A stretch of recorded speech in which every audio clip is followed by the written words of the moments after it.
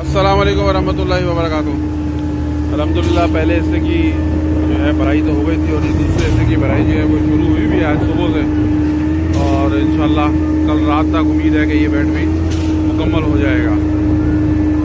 आप लोगों से दरख्वास्त है दुआओं की भी, अल्लाह पाक आफियत वाला मामला फरमाए, और इस बात की भी दरख्वास्त है कि भाई अपनी इंस्टॉलमेंट जो हैं वो जमा करा दें ताकि काम जो है ईद के बाद भी इसी पेस पे चलता रहे और वक्त से पहले ये बिल्डिंग जो है ये मुकम्मल हो जाए।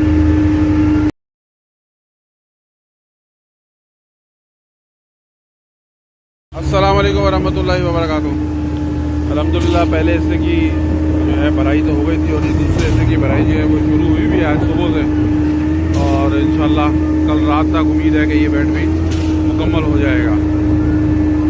आप लोगों से दरख्वास्त है दुआओं की भी, अल्लाह पाक आफियत वाला मामला फरमाए, और इस बात की भी दरख्वास्त है कि भाई अपनी इंस्टॉलमेंट जो हैं वो जमा करा दें ताकि काम जो है ईद के बाद भी इसी पेस पे चलता रहे और वक्त से पहले ये बिल्डिंग जो है ये मुकम्मल हो जाए।